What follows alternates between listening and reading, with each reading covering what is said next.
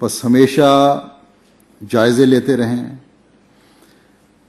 یہ ہمیں دنیاوی سہولتیں اور آسائشیں اور کشائش جو میسر ہے ہمیں دین سے اور خدا سے دور لے جانے کا ذریعہ تو نہیں بن رہی. اگر بن رہی ہیں تو یہ ہمارے لیے لمحہ فکریہ ہے. بہت خوف کا مقام ہے.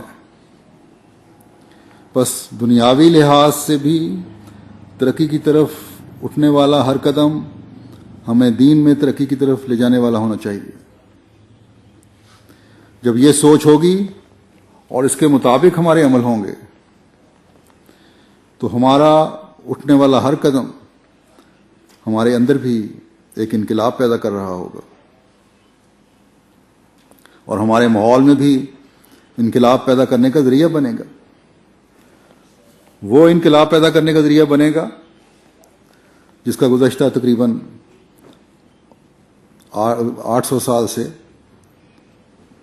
اس ملک کے لیے خاص طور پر ہم انتظار کر رہے ہیں. گزشتہ خطبے میں نے ایک حدیث کے حوالے سے حضرت صلی اللہ علیہ وسلم کی ایک فکر کے بارے میں بتایا تھا.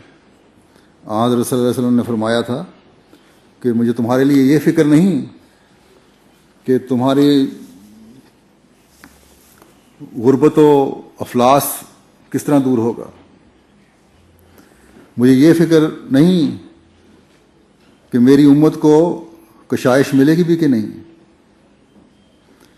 بلکہ یہ چیزیں تو تمہیں ایک وقت میں مل ہی جائیں گی. لیکن اس دنیاوی دولت کے ملنے کی وجہ سے جو اصل فکر مجھے لاحق ہے وہ یہ ہے کہ تم اس دولت میں ڈوب کر، کشائش میں ڈوب کر، دنیا کی آسانیوں میں پڑ کر دوسری قوموں کی طرح ہلاک نہ ہو جانا. اب دیکھیں بعض عرب ملکوں کی تیل کی دولت نے انہیں دین سے دور کر دیا. کہنے کو تو اسلام کے علمبردار ہیں لیکن عمل ان کے اس سے دور لے گئے ہیں. اور اسلام سے اس دوری کا اثر ان لوگوں پر بھی پڑتا ہے جو سمجھتے ہیں کہ جو کچھ ہے، جو کچھ اسلام ہے، ہم نے عرب سے اور خاص طور پر سعودی عرب سے کے لوگوں سے سیکھنا ہے. وہی اصل اسلام ہے. نائجیریا میں ایک صاحب نائجیرین احمدی، نائجیرین مسلمان، احمدی نہیں تھے، حج کر کے آئے اور پھر بھی شراب نہیں چھوڑی. تو ایک احمدی نے انہیں کہا کہ اب تو خدا کا خوف کرو، اب آپ حاجی ہو گئے ہیں، اب تو شراب چھوڑ دیں. کہنے لگے تم کون سا اسلام مجھے سکھا رہے ہو؟ میں نے تو سعودی عرب میں بھی شراب دیکھی ہے اور لوگوں کو پیتے بھی دیکھا ہے، مسلمانوں کو. بلکہ مکہ کے ماحول میں بھی بعض عرب مسلمانوں کو میں نے شراب پیتے دیکھا ہے.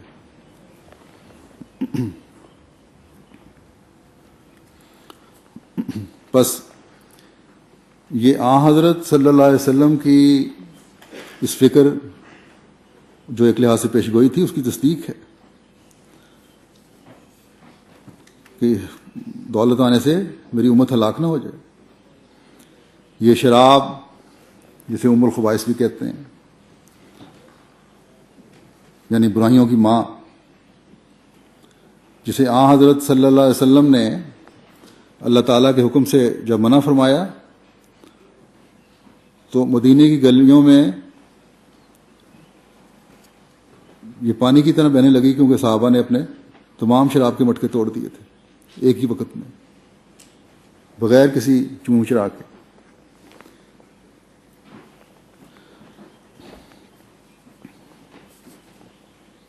لیکن آج ایک افریقن حج پر اپنے گناہوں سے پاک ہونے کے لیے جاتا ہے تو ایک گناہ کو کرتے چلے جانے کا اجازت نامہ لے کر آتا ہے، اس سے بڑھ کر اور کیا ہلاکت ہوگی؟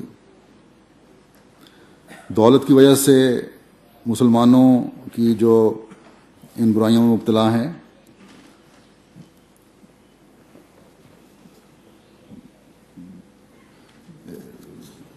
انتہائی مکروہ حالت کر دی ہے۔ اللہ تعالیٰ نے جس چیز کو اسم کبیر کہا ہے، یعنی ایسا بڑا گناہ جو بار بار گناہ پر ابھارتا ہے اور نیکیوں سے روکتا ہے، بس شراب اور جوا وغیرہ جو ہیں، کیونکہ خدا تعالیٰ نے جوئے کو بھی شراب کے ساتھ بیان فرما کر اسم کبیر فرمایا ہے۔ یہ برائیاں مسلمانوں کی تباہی کا باعث ہیں، بلکہ ہر ایک کی تباہی کا باعث ہیں، کیونکہ دین سے دور لے جانے والی ہیں، خدا تعالیٰ سے دور لے جانے والی ہیں، اور جب انسان خدا تعالیٰ سے دور چلا گیا تو پھر اپنے اوپر ہلاکت سے ہیڑ لی۔ بس ان ملکوں میں جہاں شراب پانی کی طرح پی جاتی ہے، جہاں ہر دکان پر، ہر ریسٹورنٹ پر، ہر پیٹرول اسٹیشن پر شراب ملتی ہے اور جوئے کی مشینیں لگی ہوئی ہیں، اور یہ چیزیں پھر ترقی کی نشانی سمجھی جاتی ہیں۔ احمدیوں کو بڑا پھونک پھونک کر چلنے کی ضرورت ہے، اور نہ صرف اپنے آپ کو ان برائیوں سے بچانا ہے، بلکہ اپنی نسلوں کو، اپنے بچوں کی، خاص طور پر ان کی جو نوجوان ہیں، نوجوانی میں قدم رکھ رہے ہیں، خاص طور پر حفاظت کرنی ہے۔ ان چیزوں کی، برائیوں کی اہمیت پہ واضح کرنی ہے۔ جوئے کی عادت کھیل کھیل میں پڑ جاتی ہے، اور پھر یہ بھی ایک ایسا نشہ ہے جو پھر مزید اس میں مبتلا کرتا چلا جاتا ہے۔ اس برائی میں پھر انسان دھنستا چلا جاتا ہے۔ بعض ایسے لوگ ہیں، اکا دکا احمدیوں میں بھی، لیکن غیر احمدیوں میں تو بہت سے ایسے ہیں جو ان برائیوں میں ایسے پڑے ہیں کہ اس کو برائی سمجھتے ہی نہیں اب، اور یورپ کے ماحول میں ڈھل کر اپنے گھروں میں بھی شرابوں کی علیحدہ الماریاں بنائی ہوئی ہیں اور شرابیں سجا کر رکھتے ہیں۔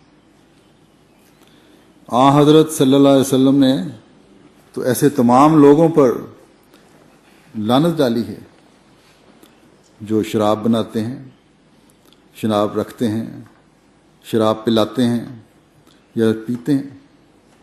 بس کس قدر خوف کا مقام ہے۔ تو جب میں احمدیوں سے کہتا ہوں کہ تم نے کسی ایسی جگہ پر نوکری نہیں کرنی، کام نہیں کرنا جہاں شراب پلانے کا کاروبار بھی ہوتا ہو،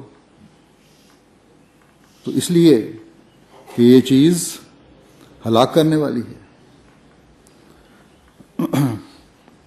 ہمیں یہ نہیں دیکھنا چاہیے کہ غیر مسلموں کے ریسٹورنٹ یا کاروبار اس لیے چل رہے ہیں کہ انہوں نے شراب بھی وہاں رکھی ہوئی ہے۔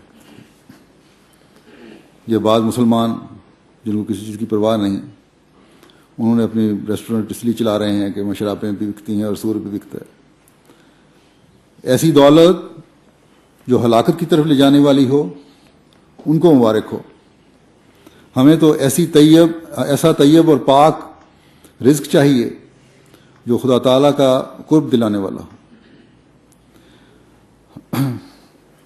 ان لوگوں کی تو دین کی آنکھ اندھی ہے، اور پیش گوئی کے مطابق دنیاوی آسائشوں کی فراوانی ان کو ہونی تھی اور ہونی ہے، لیکن ایک حقیقی مسلمان کا تو مطمع نظر دین کو دنیا پر مقدم کرنا ہوتا ہے، اور ہونا چاہیے۔ اسلام کے علاوہ ہر دین روحانی طور پر مردہ ہو چکا ہے. وہ اگر کوئی ایسا کام کرتے ہیں تو ان کی آج کل کی دینی تعلیم کے مطابق بھی وہ برائی نہیں ہے.